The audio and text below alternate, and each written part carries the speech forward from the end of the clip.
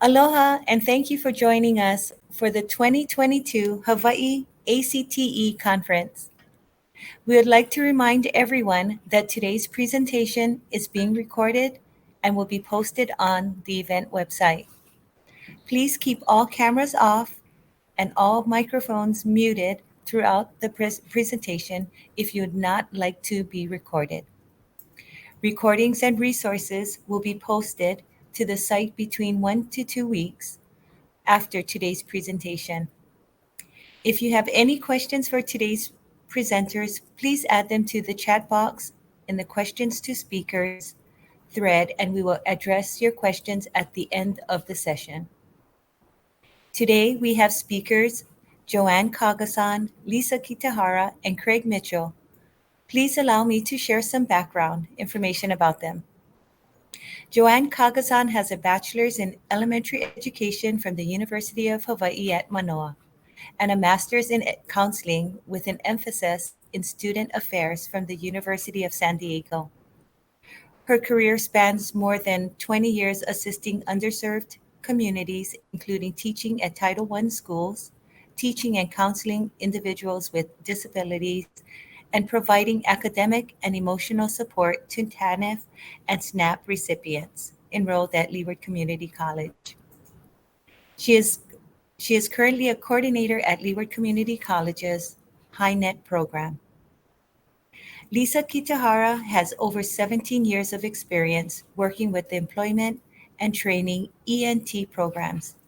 She worked at the Goodwill ENT from 2004 to 2017 before transitioning to Leeward Community College to establish the Hinet program on campus.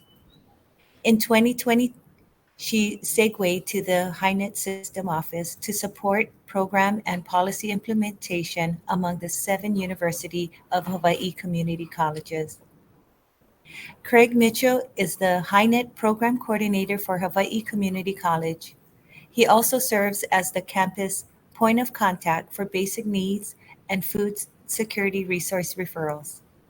Craig has worked in advising and student services within the University of Hawaii systems for 8 years, including 3 years with the Hawaii Community College Division of Student Affairs, Office of Counseling, Advising, and Support Services.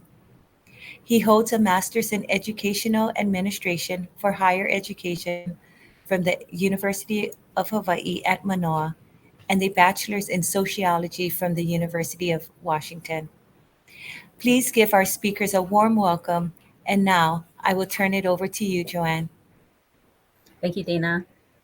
Thanks everybody for coming to our session, Hinet Helping Students Achieve Financial Independence.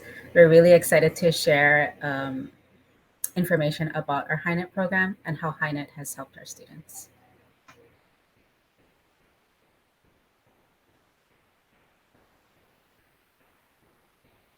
So for this morning, we'll be talking more about the Hinet program, and Lisa will be sharing some data about student success with Hinet.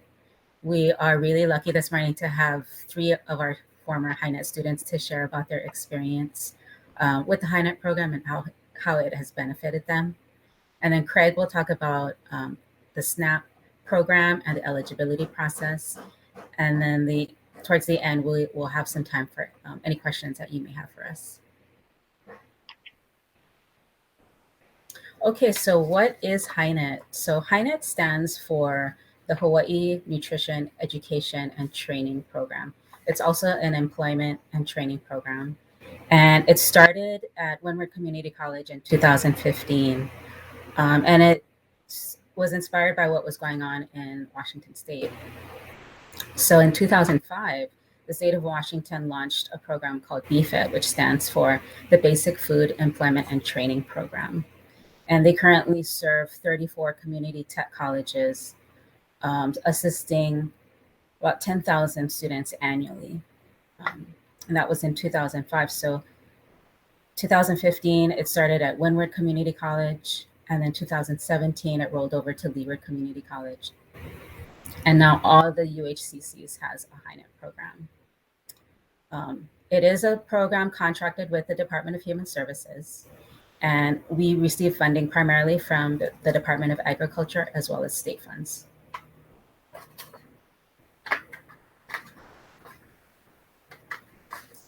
So Hinet is a work program primarily for students receiving SNAP, so that they can get the training or education to obtain or advance in employment.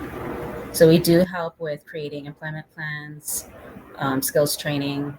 We do support services reimbursements, and I'll talk about that in a little bit, as well as monitoring their goals throughout the semester. So essentially, the mission of Hinet is to help students gain the training or education so that they can obtain their career goal and no longer rely on public assistance. So who is eligible for Hinet? You must be receiving SNAP within the state of Hawaii, so you have to be a Hawaii resident. You have to be enrolled in a UH community college. You can be full-time, part-time, or in an approved workforce training program through the non-credit division. You have to be enrolled in a vocational professional tech non-transfer degree or certificate program. So it has to be career focused. And the last bullet, not receiving TANF. So TANF folks usually have their own program called First to Work. So we would usually refer them to that. Okay, so what can Hinet students expect once they're in the program? They can receive additional months of SNAP food assistance. There's reimbursements for books, supplies, tools, and uniforms. That's a $750 limit for the life of the case. We can also provide reimbursements for internet, bus pass, and mileage, and that's a limit of $100 per month. And students can also put in a request for tuition assistance if they're not eligible for any type of financial aid.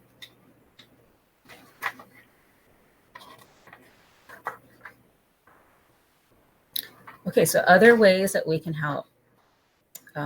We can also help with completing the SNAP application. This would be for the prospective Hinet students, right? And the best part of our job is that we really get to know our students, and it starts from day one, right? So we are ready with our resources, and these are just some examples of some resources that we utilize. We really get to know what's going on in the classroom as well as what's going on at home. So I've referred students to our mental health counselor. We have a food pantry on campus. There's also the Bucks program. That's a program for SNAP recipients. They get to receive 50% off their produce from participating vendors. We have childcare resources as well as job prep services to help them with interviewing skills or resume building. Another way that we've helped our Hinet students is advocating for them with their SNAP benefits. So, it could be a pending application or their 6-month or annual review. We can intervene and see what documents are still needed from the processing center. And this avoids getting their case closed or avoiding them from reapplying for benefits altogether.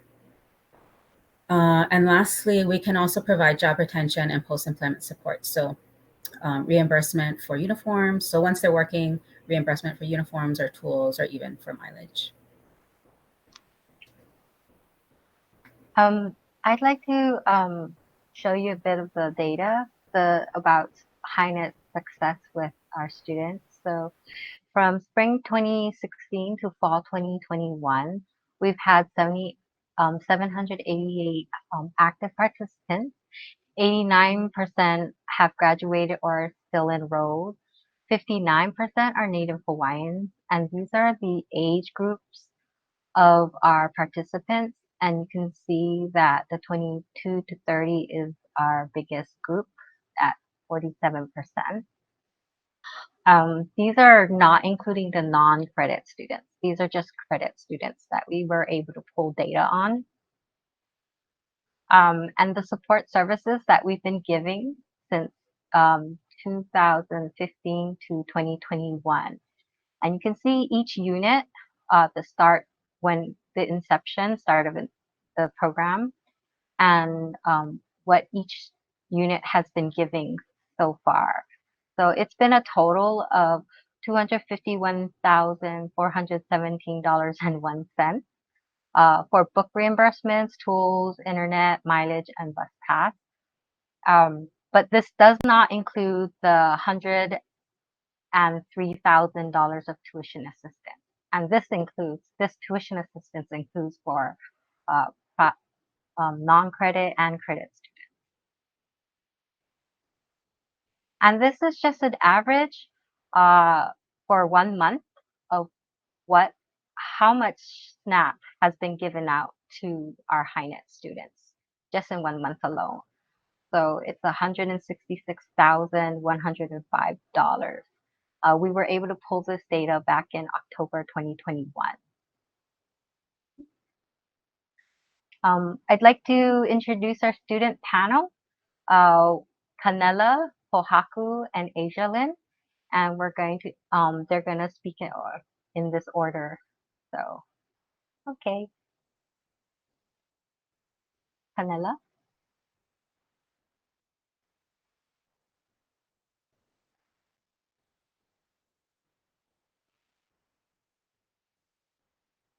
No. Okay. I guess Pohaku, you can introduce yourself and tell us a little bit about your story. Good morning. My name is Pohaku. So I come from Hawaii Island. I went to school in North Kohala, and I'm a non-traditional student. I waited 21 years before I decided to return to college.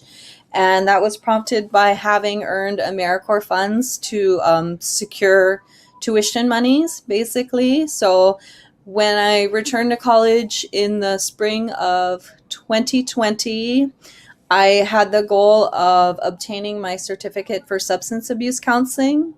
I have earned that certificate. I got my diploma last spring, 2021. And Hinet stepped in to help me out financially with the reimbursement. I was already on SNAP, so I qualified for that, but it was very the administrators and coordinators were very helpful because they would always reach out to me, and the communication was very good. They helped refer me to other programs that I qualified for, and always kind of check in to make sure that I did all I needed to do to get my reimbursements, and supported me for the mileage reimbursement program, as well as some of my books and supplies like that. And then after I achieved my certificate, they suggested a follow-up program that could reimburse me for professional clothing, which was really helpful because I'm a local girl. I cruise casual, and stepping into the role of being a counselor, I had to, dress appropriately. So it was very helpful, and everyone was really encouraging. I appreciate the program, and I consistently recommend it to other students because it gives you that boost, and everybody's really encouraging and supportive. So I have been since May hired on to work as a substance abuse counselor. I now work in a Kona office, and so I'm continuing to do that so that I can earn the hours needed for my state certification. And my plans are to continue doing that, as it's a really needed resource in our islands, and I'm hoping to just stay on island and continue to help my community where it's most needed. Thank you. Thank you. Um, I think we're having technical difficulties with Kanela. Is Asia Lynn here?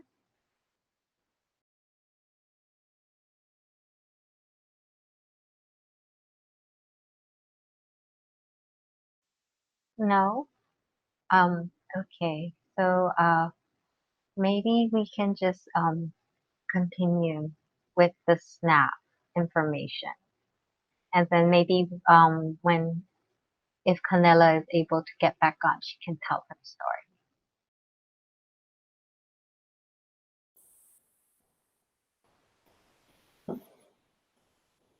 Oh, mahalo pohaku for sharing. What a great story.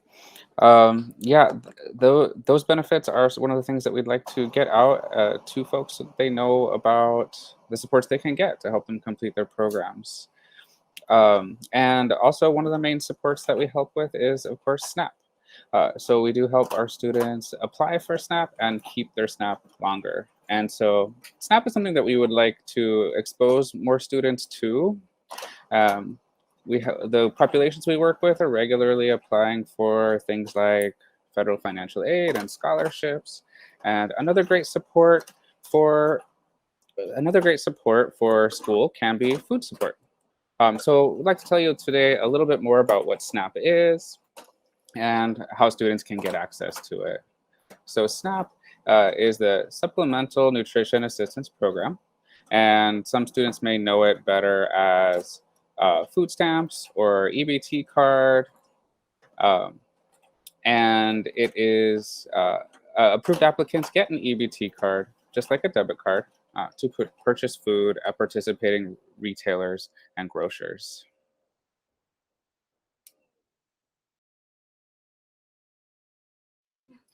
And how may benefits be used?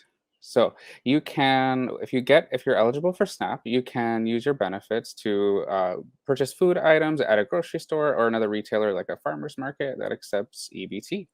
You can also use it to get seeds that you can use to grow food. And yeah, fruits and vegetables at a farmer's market. Things you cannot purchase. So hot food, stuff that was prepared by another person at the business, is generally not eligible to be purchased with an EBT card. And non-food items like household supplies and of course tobacco and alcohol are not eligible items. And sometimes you do hear certain establishments sell some things and others do not. That is kind of up to the retailer to interpret the policies and decide what is eligible. So those things do happen too. And so who is eligible for SNAP? To be eligible, here are the key requirements. The big one is the monthly household income. And on another slide, I'll show you what the cutoff is for that. But it's the monthly household income for the folks in your household that are purchasing and preparing food together. And in addition to that, eligible applicants would be U.S. citizens, U.S. nationals, or have been a permanent resident for at least 5 years or more. So how do you decide who is in your SNAP household? And that's an important distinction. It's not necessarily everybody who lives there. It really is based on who purchases and prepares food together. So for example, if you are living with a bunch of roommates and you guys do your food on your own, then you can apply for SNAP as a household of one, even though more than one person lives under your roof. So it is those who purchase and prepare their food together. There are some situations in which you cannot decide. So if you are under 22 and living with your parents, for example, all of you must apply together with all of your incomes included in the calculation for eligibility. In addition, that same goes for married couples who live together and unmarried couples who live together and have a child together.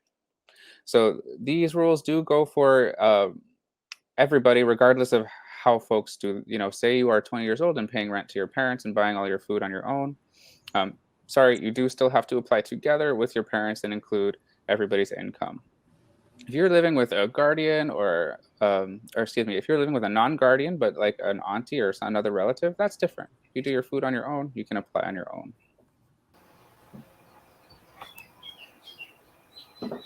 So a little more about the income requirement. This is the first test.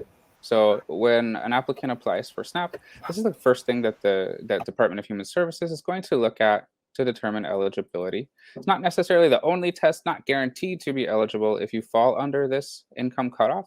But if you are interested in applying for SNAP and you fall under this income cutoff, it's a good idea to go ahead and work through the application. There's a good chance you might be eligible.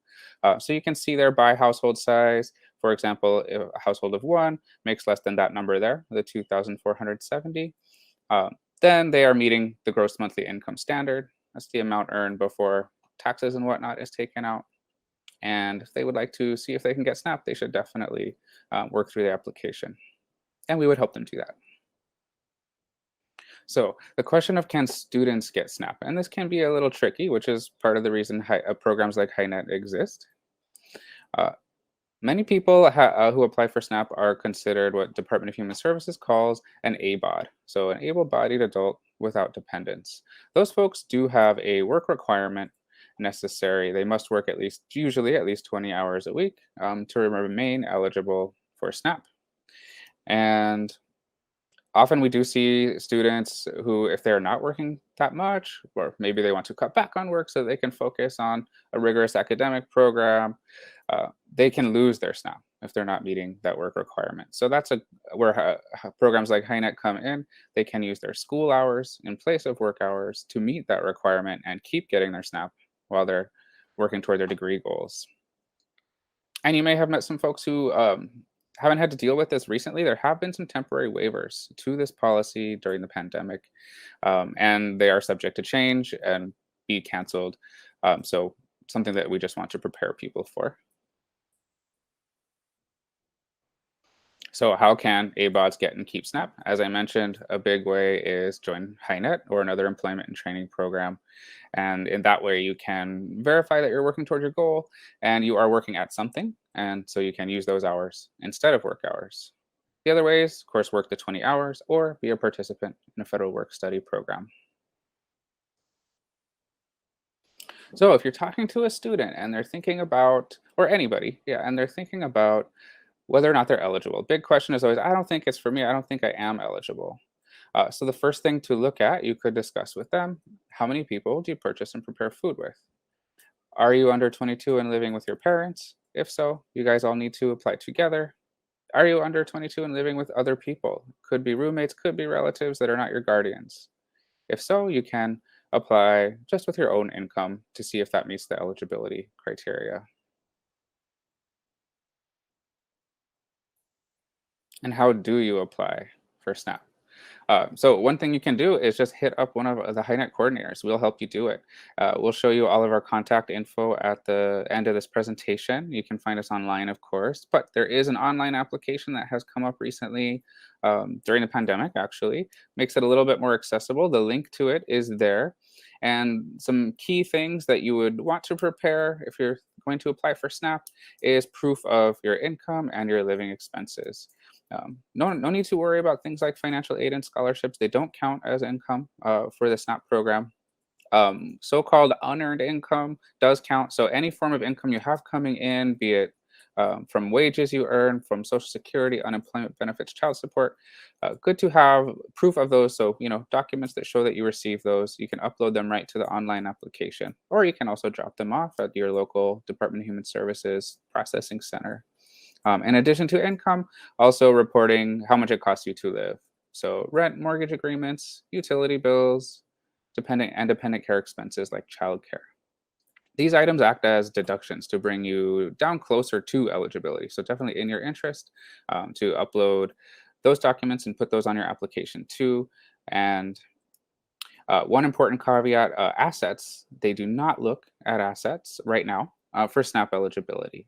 So the main thing they're looking at is monthly income and household expenses, how much it costs you to live. And you know what? Since we had a little bit of a technical issue before, I wonder if we should now return back to our student panel. It seems like a couple students have been able to get in. So I see some nods of agreement. Okay, so why don't I go ahead and turn it over. Canella, glad you could make it. Can you please share your experience in Hinet with us? Hi, good morning, everyone. Sorry about that. So I am a first generation non-traditional student. I came into Hinet by accident. I was trying to find the financial aid office and I came into Hinet. I heard about Hinet from other classmates and other staffs that would assist me with SNAP benefits. But in my head, I'm like, I have SNAP. What can this program give me, right? And so like any other student, I try to deviate from it. But I came into Hinet and I found another home. I found somewhere that was a safe space for me. I found somewhere where it gave me the resources all at one spot. So even in when we're community college Hinet, there was also Alulike available in our Hinet program. There's also our Kathy who did toaster seminars. So she also taught us about how to be how to speak and how to make sure we don't use filler words. Other than that, it gave me a safe space to actually grow in my education, as well as they provide me with resources that will help me with paying for childcare or even getting resources to childcare through childcare connections. I also felt that Hinet was also a place where it allowed me to have free printing privileges, because as a college student, we know how expensive those one-page printing gets. Very, very expensive. Also, one-on-one counseling. Hinet wasn't a place where you just go in and then go out. They actually take the time to be like, hey, where are you right now? Do you need someone to talk to? Do you need someone to help guide you? Like, are you thinking about changing? And they also made sure that you are comfortable with what's on campus. Like, do you know who your academic advisor is? Do you know who our dean is? Do you know who the trio director is? Hinet at WCC allowed me to grow my network in a way that I probably wouldn't have thought that I could have the opportunity of meeting other people on campus as well. And they were also a great support team. Other than just like SNAP benefits, medical, childcare, and all the resources that Hinet is programmed to do, they also assist me with scholarship. So resume writing, personal statement writing, they help me edit my papers because I was crowned the Queen of Fragments by my English 100 professor. So just having people I can trust to be like, hey, can you look at my paper instead of like going to the writing lab? Hinet gave me a place where I was able to gather so much resources, so much friends, and so much networking that I'm able to carry them with me. Because I started Hinet in like 2016, and I just got a call back from one of my good friends that I met. I was a student and she was a staff, and she called me back to be a part of this wonderful ACTE conference, which is amazing because I do want to share my experience as a student to show that although I am a first generation non-traditional student, mom of 7 kids, high school dropout, I am officially a MSW student going and graduating by next year with my master's in social work. And Hinet was one of the pillars that helped me be able to root myself in the educational scene, because a lot of people come around and be like, hey, go to school. And then you're like, why? But then there's other people out there that actually takes the time to tell you why. Why do you want to go further in your education? What benefits are there and what opportunities? So other than just the state requirements that Hinet has to provide for their students, there's also the backing of where it's like their empathy, their compassion, and their other skills that they want to share with students, parents, and those who come through Hinet. But yes, that was my experience with Hinet. Sorry.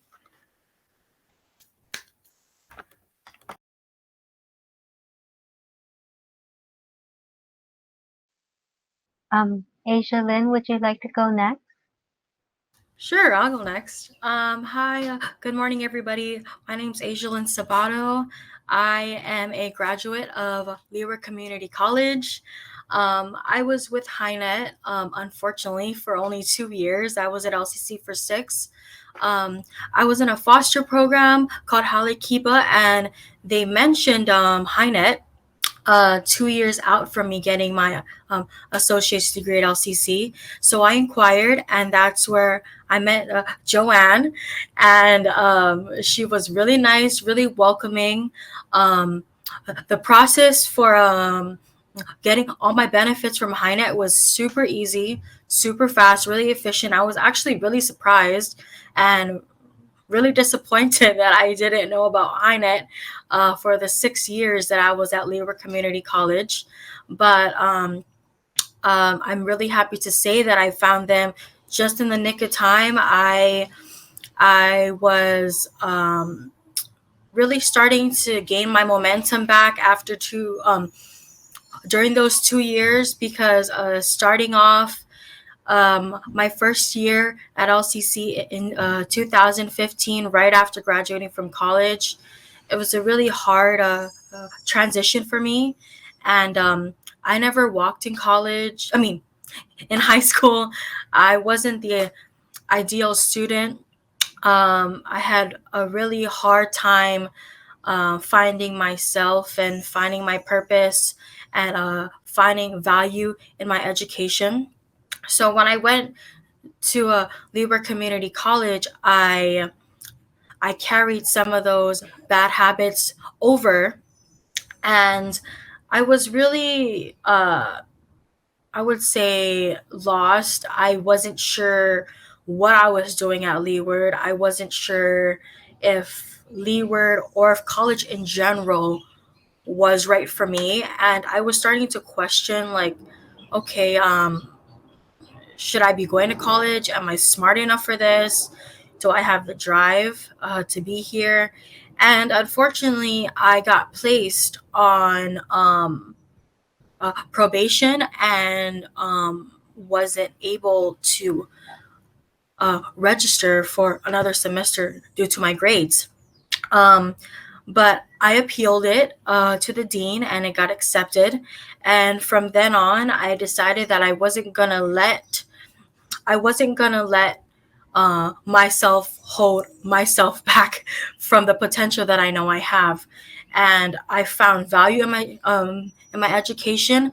I I took up classes that really sparked my interest. I was more excited to go to school. I I really realized the opportunity that I was given, that a lot of students unfortunately don't have. And with Hinet, that really boosted my confidence. I didn't know that there was benefits for students, like how Hinet has benefits for students. I didn't know you can get refunded on your books. I didn't even know they had SNAP. I didn't know they offer bus passes for students. I was like, oh my gosh, like there's actually help when you go out and find it. So and just having that support system, like how Joanne always checked up on me, and really helped me realize that, hey, I do belong here. There's things for students that are struggling. There's resources. There's people I can turn to. And I graduated from Leeward Community College with the help of Hinet and with the help of Joanne and all the professors there. And now I'm at West Oahu. I just I'm officially part of the Honor Society there, the National Society of Leadership and Success. I'm on the executive board. I'm helping other students also become honor students at West Oahu. And I'm with Goodwill Education and Training, and they're continuing the benefits that Hinet offered me. I just got a refund for all my supplies and my books, and everything's great. So thank you, Hinet, and thank you, Leeward, and thank you, Joanne.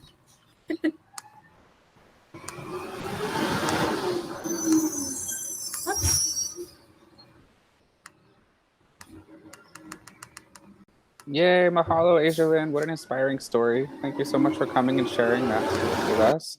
If anybody has any questions for our students, please don't hesitate to put them in the chat, and we'll watch for those.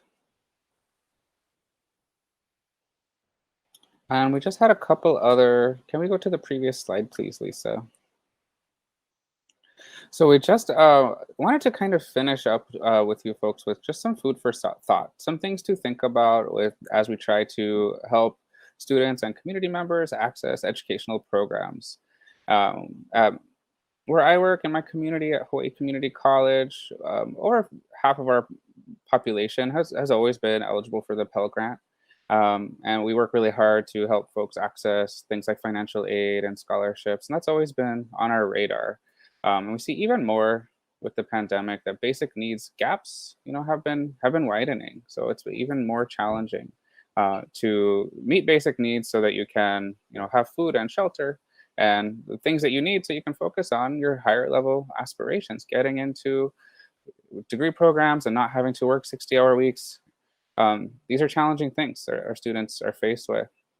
So I wanted to share with you a little bit of, we have anecdotal experiences with this, but also a little bit of more data that comes to us by way of the Hope Center, who did a survey of the students that we work with in the UH system. And it found, among other things, that nearly 50% of UH system students experienced a high level of food insecurity. So the way that they determined high level was, a variety of factors, but a few are highlighted here. So statements that students had shared, such as, I worried whether my food would run out before I got money to buy more, or I couldn't afford to eat balanced meals, or I had to cut the size of meals or skip meals because there wasn't enough money or food.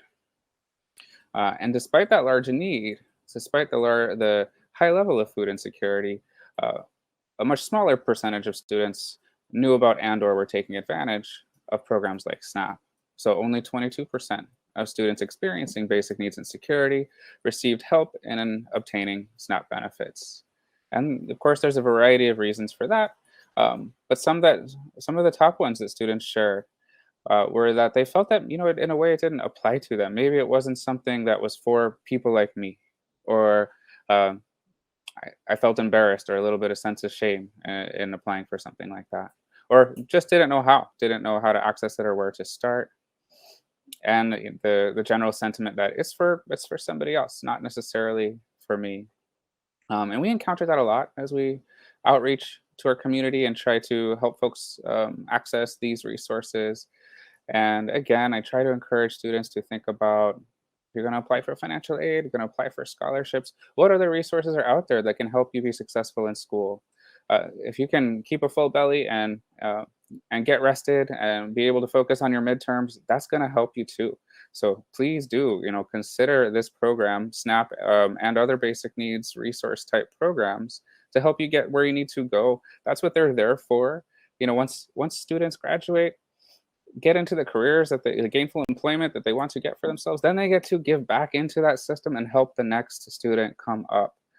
So I hope that more and more folks will think of it that way, as students can take advantage of SNAP now and give back into the next student later, and pay it forward in that way.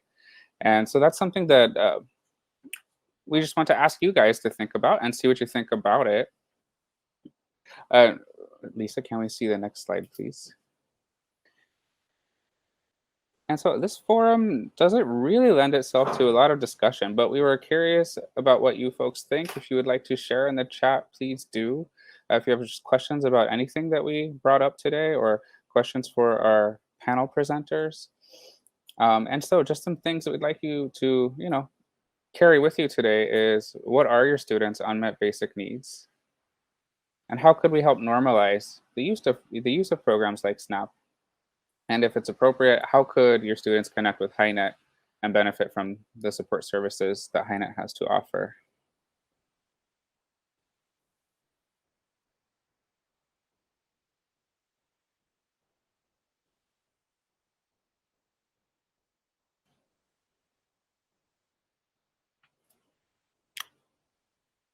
I see some comments in the chat. Thanks for sharing.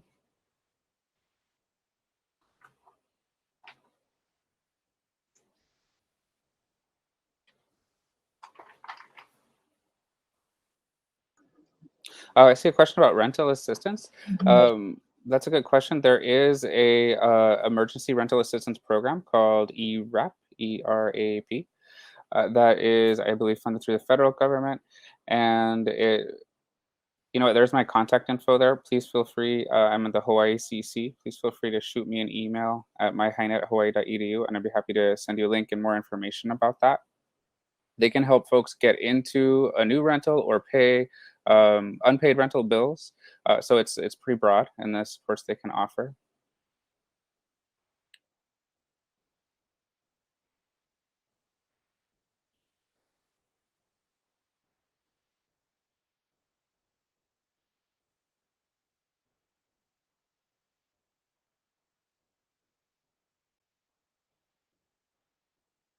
And that's all I am seeing in the chat right now. But here are the contact informations for all of the programs for Hinet. So there's a Hinet unit at every system community college. There's our phone numbers and emails there. Again, I'm the Hawaii CC unit, and there's one in every community. So please don't hesitate to contact us. We'd be happy to chat with you about Hinet, SNAP, or really any other basic needs type issue, something that we tend to have our fingers in and can often connect you to the appropriate resource. Would anyone else like to jump in?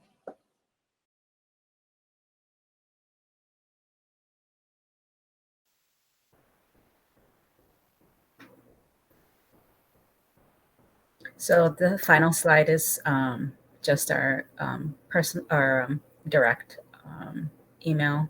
The previous slide had our program email, so this is our personal work emails as well as our phone numbers.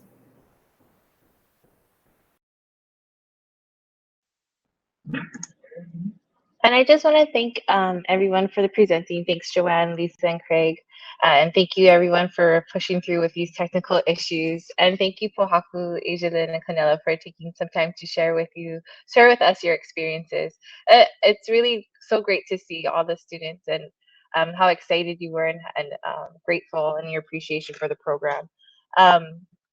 And mahalo to everyone for joining the Hinet Helping Students Achieve Financial Independence presentation. Please complete the session survey in the chat so we can learn about your thoughts and suggestions for the conference. Please join us at 11:30 for the next sessions. Thank you, and have a great rest of your conference.